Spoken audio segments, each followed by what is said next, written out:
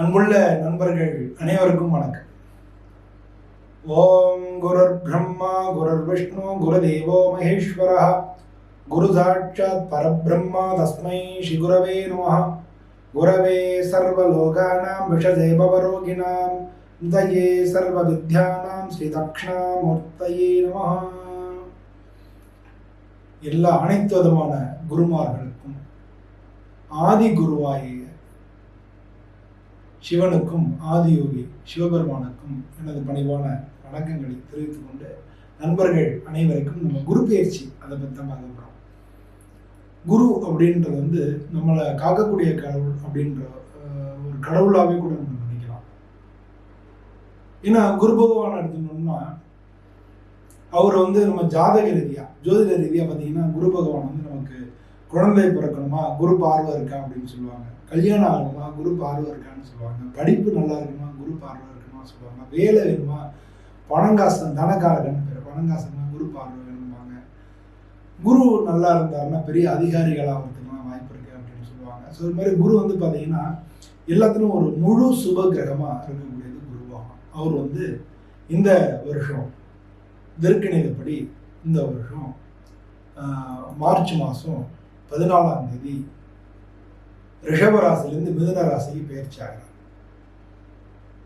அதனால ஒவ்வொரு ராசிக்கும் எந்த விதமான பலன்கள் ஏற்படுறது அப்படின்னு நம்ம பார்க்க போறோம். ஒவ்வொருத்தருக்கும் இந்த குரு பகவான் எந்த விதமான தாக்கங்களை வாழ்க்கையில் ஏற்படுத்துறாரு, அதாவது குடும்பம், தொழில், பணங்காசு, உடல்நிலை, இதில் எந்த விதமான பாதிப்புகளை ஏற்படுத்துவார், அதுக்கு நம்ம என்ன பண்ணிக்கலாம் அப்படிங்கிறது தான் இந்த பார்வையோட நோக்கம். இது ஒரு ஜென்ரலான பொதுவான பலன்கள். இந்த பலன்கள் மட்டும் இல்லை, அவங்கவுங்களோட தசாபுத்தி படி இது மாறுறதுக்கான வாய்ப்புகள் நிறையா இருக்கு. அதனால இதில் சொல்லக்கூடிய விஷயங்கள் யாரும் பயப்படுறதுக்காகவோ பயமுறுத்துறதுக்காகவோ இல்லை. நீங்கள் ஒரு கிளான்ஸ் தெரிஞ்சுக்கப்போ அதே மாதிரி பல விஷயங்கள் இருக்கு. உங்களுடைய உழைப்பு, தன்னம்பிக்கை, உங்களுடைய முயற்சி, விடாமுயற்சி இதெல்லாமும் உங்கள் வாழ்க்கையில் மிகப்பெரிய மாற்றங்களை ஏற்படுத்தும். தெய்வத்தால் ஆகாதுன்னு முயற்சி தன் மெய்வருத்த கூலி தரும் அப்படின்னு சொல்லி திருக்குறளில் கூட சொல்கிறாங்க. அது மாதிரி நம்மளுடைய முயற்சியும் நம்மளுடைய உழைப்பும் நம்மளுடைய தன்னம்பிக்கையும் வாழ்க்கையில் என்றைக்கும் நம்மளை நல்ல வகையில் நிலைநிறுத்தும். ஆக ஒவ்வொரு ராசிக்கும் அந்த குரு பயிற்சி எந்த விதமான தாக்கங்களை ஏற்படுத்த போதும். அன்பெல்லாம் கொண்ட கன்னியா ராசி அன்பர்கள் அனைவருக்கும் வணக்கம். கன்னியா ராசி என்பது காலபுருஷத்தில் 6வது வீடாக இருக்கு. இந்த கன்னிராசியில் இருக்கக்கூடிய நட்சத்திரங்கள் உத்திரம் 2, 3, 4 பாதங்கள், ஹஸ்தம், சித்திரை 1, 2 பாதங்கள், இதெல்லாம் இதில் இருக்கு. இந்த கன்னியா ராசிக்கு அதிபதி புதன் பகவான். இதில் இருக்கக்கூடிய உத்திர நட்சத்திரம் சூரியனுடைய நட்சத்திரம், அந்த ஹஸ்தம்ன்றது சந்திரனுடைய நட்சத்திரம், சித்திரைங்கிறது செவ்வாயோட நட்சத்திரம். பொதுவாக இந்த ராசியை பொறுத்தளவில் இந்த ராசியில கேது இருக்கு. இப்போ ராகு பயிற்சி மூலமாக கேது பயிற்சி ஆகிடும். ஸோ பொதுவாக இவங்களுக்கு வாழ்க்கையில மாற்றங்கள் மிக மிக அதிகமான பேருக்கு மாற்றங்கள் நடக்கும். அவங்க இருக்கிற லைன், அதாவது அவங்க இருக்கிற பாதையிலேருந்து வேற பாதைக்கு சுவிட்ச் ஓவர் ஆகும். அதாவது இப்போ இன்கேஸ் அவங்க ஐடியில் வேலை பார்க்குறாங்கன்னா அதுலேருந்து வேற பாதைக்கு போகிறது, கன்ஸ்ட்ரக்ஷன்ஸ் இது மாதிரி வேற பாதைக்கு போகிறது இல்லை, அதில் இருந்தாங்கன்னா அதுலேருந்து ஐடிக்கு வர்றது, அவங்களுடைய டோட்டல் பாதையை மாறுறதுக்கான வாய்ப்புகள் மிக மிக அதிகம்.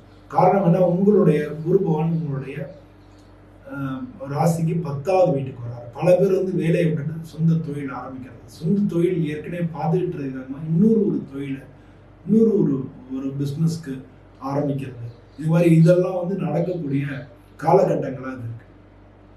இந்த காலகட்டங்களில் குரு பகவான் உங்களுக்கு உங்கள் ராசிக்கு 4வது வீட்டுக்கும் 7வது வீட்டுக்கும் அதிபதியாகி அவர் 10வது வீட்டாக இருக்கிறார். பாதகாதிபதி அப்படின்னா கூட இவருடைய பார்வை 4வது வீட்டுக்கு கிடைக்கிறது, உங்க ராசியிலேருந்து 6வது வீட்டுக்கு கிடைக்கிறது.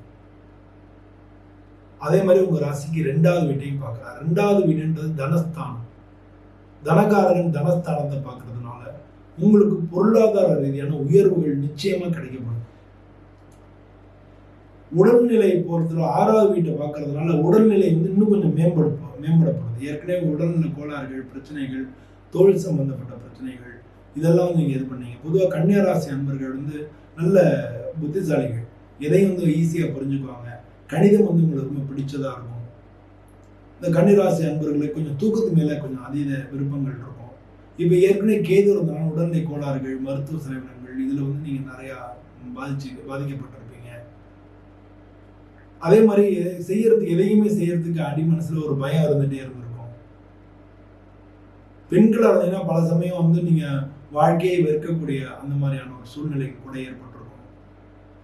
குடும்பத்தில் கணவன் மனைவிக்குள்ள கருத்து வேறுபாடுகள் இருந்திருக்கும். இப்போ இது எல்லாமே நீங்க போகிறது. ஏன்னா ராகுகேது பயிற்சியும் ஆறுது, குரு பயிற்சியும் ஆறுது. குரு பார்வை இருந்தது அப்படின்னு சொல்றதுனால அவங்களுக்கு இதுக்கு முன்னாலேயே வந்து வேண்டிய அடிப்படையான விஷயங்கள் எல்லாமே நடந்திருக்கும். இப்போ 10வது வீட்டுக்கு வர்றதுனால தொழில் ரீதியான மாற்றங்கள் நிச்சயமா இருக்கும். பதவி உயர்வு இருக்கும், இடமாற்றம் இருக்கும். பல பேர் தொழிலை மாற்றுவீங்க, இல்லை ஏற்கனவே தொழில் பண்ணிட்டீங்கன்னா இன்னொரு புதுசாக ஒரு தொழில் ஆரம்பிப்பீங்க. இந்த மாதிரி பல விஷயங்கள் வந்து உங்களுக்கு நன்மை செய்யறதுக்காக குரு பகவான் வர்றாரு. அது மாதிரி பொருளாதார ரீதியாக ரொம்ப கஷ்டப்பட்டுட்டு இருந்தீங்க, அதுவும் வந்து பிப்ரவரி எல்லாம் வந்து உங்களுக்கு ரொம்ப கஷ்டமான ஒரு டைமாக இருந்திருக்கும். அப்புறம் போன டிசம்பர் அது மாதிரிலாம் வந்து உங்களுக்கு ரொம்ப குழப்பமான ஒரு காலகட்டமாக இருந்திருக்கும். இப்போ இதுலேருந்தெல்லாம் மாறி குரு பகவானுடைய பார்வையினால பொருளாதார ரீதியாக நல்ல உயர்வுகள் வரப்போகிறது, தொழில் ரீதியாக மாற்றங்கள் வரப்போகிறது. இதெல்லாம் இங்கே செய்யறதுக்காக குரு பகவானுடைய பயிற்சி உங்களுக்கு வருது. இதெல்லாம் இருந்தால் கூட உங்களுடைய சுய ஜாதகத்தில் உங்களுடைய தசா புத்திகள் எப்படி இருக்கு அப்படின்னு பார்த்துக்க ரொம்ப அவசியமா இருக்கு. தசாபுத்திகளை பொறுத்தளவுல வந்து அது தசாபுத்திகள் வந்து என்ன தசை நடக்கிறதோ அது சம்பந்தமான விஷயங்களுக்கு அதுக்கும் குரு பகவானுக்கு எந்த விதமான தொடர்புகள் இருக்கோ அது சம்பந்தமான விஷயங்கள் உங்களுக்கு நல்லா நடக்கும். அது சம்பந்தமான விஷயங்கள மாற்றங்கள் நடக்கும். இதெல்லாம் வந்து நடக்கும். அப்போ வந்து ஒவ்வொருத்தருடைய ஜாதகமும் இண்டிவிஜுவலானது. அப்போ உங்களுடைய ஜாதகத்தை ஒருத்தரும் பார்த்துட்டு நீங்க பண்ணிக்கலாம். ஆனால் ஜாதகம் எப்போ பார்த்தாலும் பார்க்கணும் அப்படின்ற அவசியம் கிடையாது. அதே முழுமையா பண்ணணுன்ற அவசியமும் கிடையாது. ஜாதகம்ன்றது ஒரு விஷயத்தை நமக்கு எப்போ என்ன மழை பெய்யுமா, காத்தடிக்குமா அப்படின்னு நம்ம மழை பெய்யும் போது உப்பு விற்கக்கூடாது, காத்தடிக்கும் போது மாவு விற்கக்கூடாதுன்னு சொல்லுவாங்க இல்லையா? அது மாதிரி சூழ்நிலைகள் எப்படி இருக்கு, புற சூழ்நிலைகள் எப்படி இருக்கு அப்படின்றத பார்த்துட்டு நீங்கள் அதுக்கு தகுந்த மாதிரி உங்களுடைய எஃபர்ட்ஸை போட்டிங்கன்னா நீங்கள் ஜெயிக்க முடியும். அது அந்த மாதிரி வந்து ஒரு அனலைசிஸ்க்காக ஒரு டூல் மாதிரி யூஸ் பண்ணுறதுக்காக நீங்கள் ஜாதகத்தை பார்த்துக்கலாம். சும்மா ஒரு கிளான்ஸ் பார்த்துக்கலாம். மற்றபடி உங்களுடைய விடாமுயற்சி, உங்களுடைய தன்னம்பிக்கை, உங்களுடைய உழைப்பு இது இருந்ததுன்னா இந்த கிரகங்களாக இருக்கணும், பிரபஞ்சம் வந்து உங்களுக்கு உதவி பண்ணும். பிரபஞ்சம் உங்களுக்கு உதவி பண்ண ஆரம்பிச்சோம். பிரபஞ்சம் மாறி உங்களுக்கு எல்லா வகையிலையும் உதவி பண்ண ஆரம்பிச்சோம். அப்படி நீங்கள் பண்ணும்பொழுது தான் வாழ்க்கையில் வந்து முன்னேற்றங்கள் வந்து நிச்சயமாக கிடைக்கும். கன்னியா ராசியை பொறுத்தவரை அந்த ராசிக்கு அதிபதி வந்து புதன் அப்படின்றதுனால பெருமாளை வணங்குறது, புருஷத்துவ பாராயணம் பண்றது, புருஷத்துவன்றதை வீட்டில் ஒழிக்க வைக்கிறது, அதே மாதிரி வந்து இப்போ பிள்ளையாரை வேண்டிக்கிறது, இதில் எதெல்லாம் வந்து உங்களுக்கு பாசிபிளாக இருக்கோ நீங்கள் அதெல்லாம் பண்ணலாம்.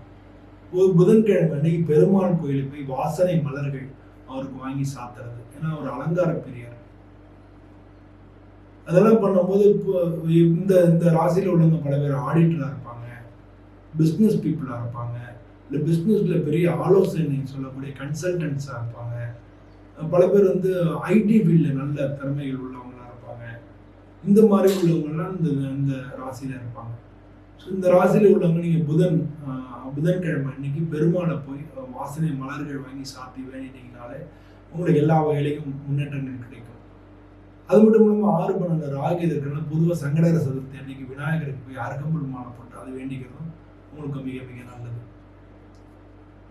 இந்த ராசியை சேர்ந்தவங்க உடல்நிலை பொறுத்தவரை நீங்க தண்ணி கொஞ்சம் அதிகமா குடிக்கிறது நல்லது. நீங்க வந்து நிலராசி, நிலம் சம்பந்தப்பட்ட ராசி, அதனால எதையுமே தாங்கக்கூடிய ஒரு பெரிய பக்குவம் இருக்கு. எந்த சூழ்நிலையும் தாங்கி அதுலேருந்து வெளியில வரக்கூடிய ஒரு பக்குவம் இருக்கும். உங்களுக்கு உண்டான விஷயங்களை வந்து பல விஷயங்களை வெளியில சொல்லாம இருப்பீங்க. நீங்க வந்து பொதுவா பேசும்பொழுது உங்களுக்கு 6வது வீட்டுக்கு அதிபதி சனி பகவான்றதுனால நீங்க பேசும்போது ஜாக்கிரதையா பேசணும். எல்லா விஷயத்தையும் நம்ம எல்லார்ட்டையும் சொல்லணுன்ற அவசியம் இல்லைன்றதை நீங்க புரிஞ்சுக்கணும். ஆனா இப்போ நடக்கக்கூடிய காலகட்டங்களில் உடல்நிலை கோளாறும் சரி, உங்களுக்குள்ள எதிர்ப்புகளும் சரி கொஞ்சம் கொஞ்சமா மறைய ஆரம்பிச்சிடும். குரு பார்வை வரதுனால அதெல்லாம் எதிர்ப்புகள்லாம் மறைஞ்சு உங்களுக்கு பாசிட்டிவா நடக்க ஆரம்பிச்சிடும். அப்ப இந்த காலமும் வரும்பொழுதும் உங்களோட தசாபதி அப்படின்னு பார்த்துக்கணும். உங்க பக்கத்துல குடும்ப ஜோதிடர் இருப்பாங்க, இல்லை பக்கத்துல ஜோதிடர்கள் இருப்பாங்க, அவங்கள்ட்ட போய் காமிங்க. ஒருவேளை அப்படி யாரும் இல்லாட்டினா கீழே வந்து நம்பர் இருக்கு, இந்த நம்பரை தொடர்பு கொள்ளுங்க. நீங்க என்னோட பேசலாம். என்னோட பேசிட்டு உங்களோட ஜாதகம் எப்படி இருக்கு அப்படின்னு சொல்லி பார்த்துட்டு ஒரு கிளான்ஸ், ஜஸ்ட் ஒரு கிளான்ஸ் பண்ணி பார்த்தீங்க. எப்போ பார்த்தாலும் ஜாதகத்தை தூக்கிட்டு நம்ம அலையக்கூடாது. கிரகங்கள் நம்ம சோதனை பண்ணக்கூடாது. நம்ம ஜஸ்ட் ஒரு டூல் மாதிரி யூஸ் பண்ணிக்கணும். அதை பாருங்க. மற்றபடி உங்களுடைய தன்னம்பிக்கை, உங்களுடைய உழைப்பு, உங்களுடைய முயற்சி இதுதான் வந்து உங்களுடைய வெற்றிக்கு காரணங்களாக இருக்கும். எல்லோருக்கும் நன்றி. வணக்கம்.